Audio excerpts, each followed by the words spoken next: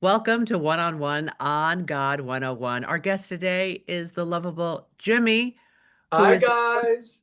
yes, voted out of the Big Brother house fourth. Jimmy, how are you feeling right now? Julie, all things considered, I feel really good. I gave this game my all. I definitely had my moment, and I really feel like I made strong connections with people in the house. So I'm leaving on a high note. I mean, I won an HOH competition. I was the first person to win two comps this summer. I feel like I went in there and accomplished a lot of my top line items. So I feel good. Okay, we want to get into the nitty-gritty of your experience on Big Brother, but first, God. Yes. Tell me about your relationship with God. Yeah.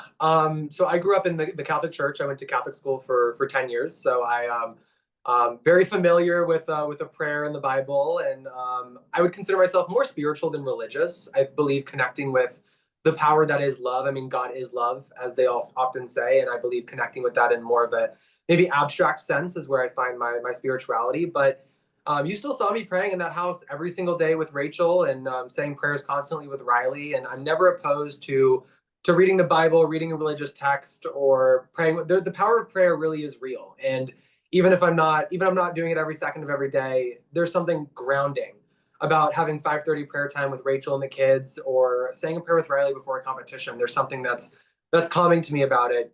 Even if my relationship with God can sometimes be strained here and there. At the end of the day, I believe God is love, and loving people, loving the earth, and loving those around you really is the best way you show up for God Himself.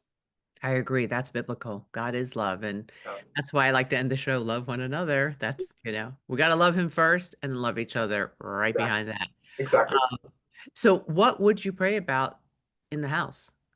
The strength to continue. I mean, being away from your support systems is really, really hard.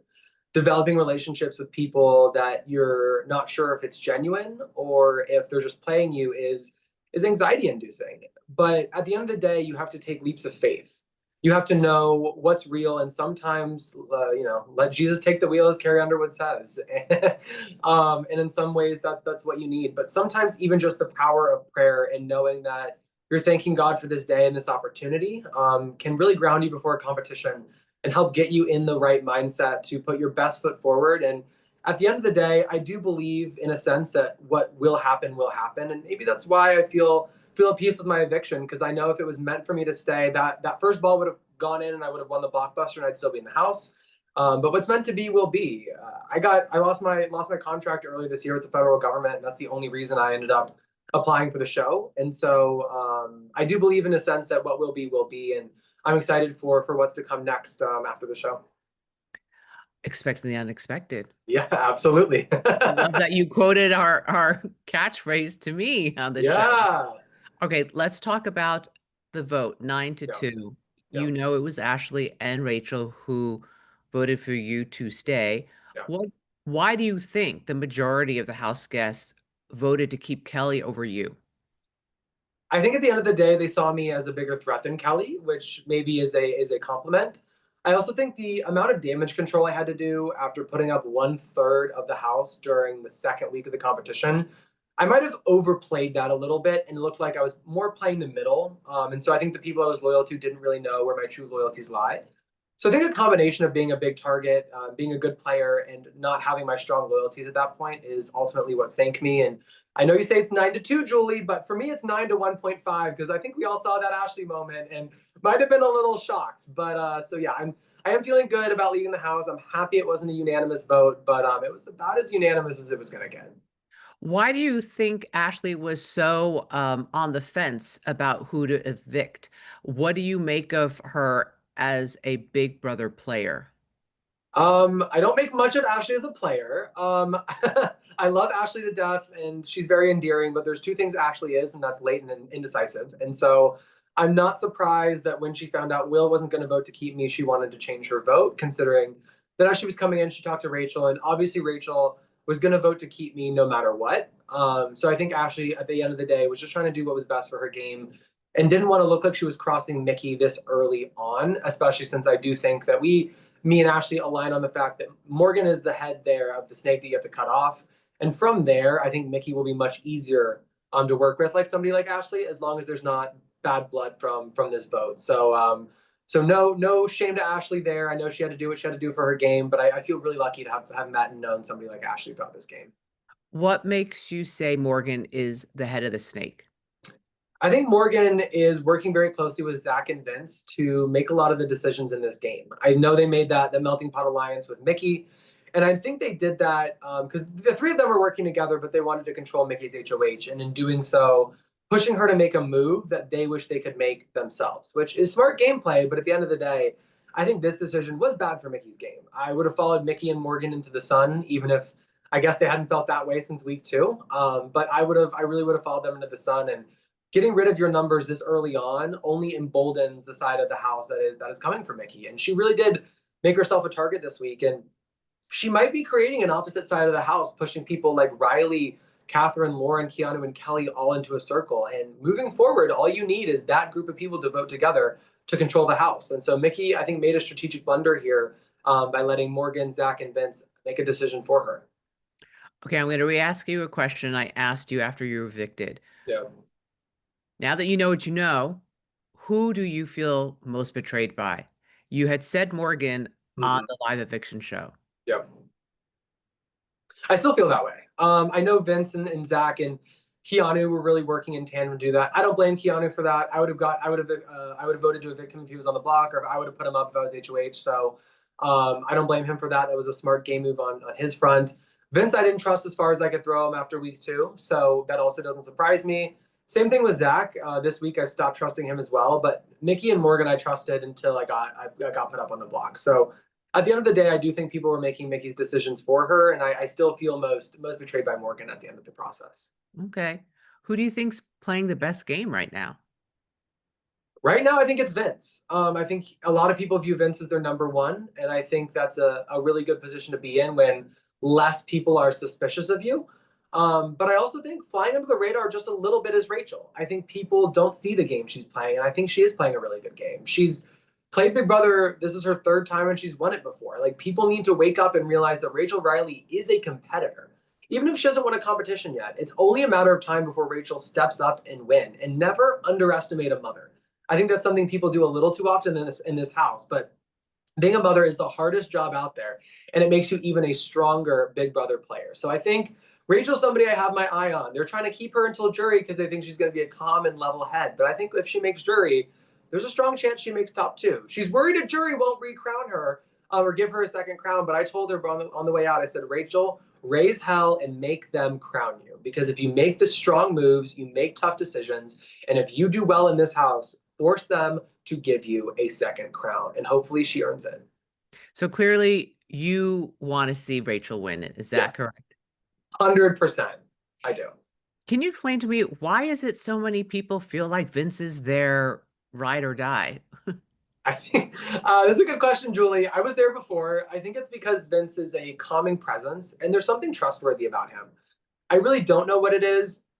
I think he probably lied in that house as much as I did, but yeah, I think he's a calming force, and people underestimate Vince. I don't think he'll win many competitions moving forward, but I think relying on his social game will do him very well. And I mean, we've seen people like Derek win with only winning one HOH, so maybe that's all Vince needs at this point. But I do think this house is underestimating him, and maybe to their own peril. But if somebody like Rachel or Ashley wins HOH, and who knows, maybe Ava will make that move, there's a chance Vince ends up on the chopping block. What is it about Keanu that has him ostracized? Yeah. First off, I don't like to ever see anybody on an island by themselves. And even my relationship with Keanu, I wanted to check on him and at least make sure he knew he had somebody he could talk to.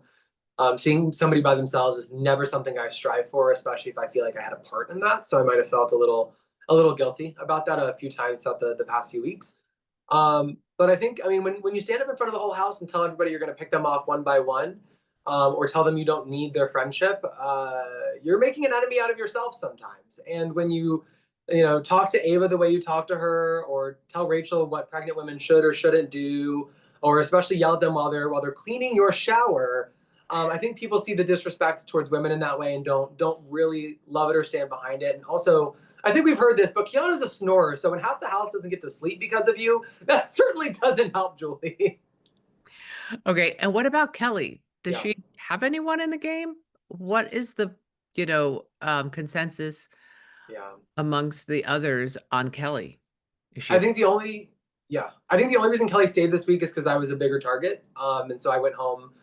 I don't know that she has many people in the house. She has a lot of friends, but I don't know how many allies she has. And listen, I only have nice things to say. I called her Kelly Sunshine because she always brightened my day in the morning and is really such a positive force in the house and always somebody I could talk to. And Kelly was always there for me in my time of need. And I really love and respect Kelly as a person.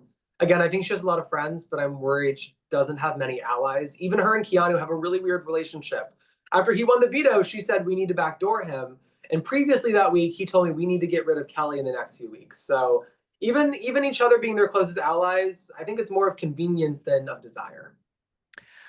In your plea for speech for votes last night, you talked about watching people like Frankie Grande and Tommy and growing up as a teen, trying to Yeah. figure out who you were. Can you talk to me about the role Big Brother has played in you becoming who you are, who we see you as today?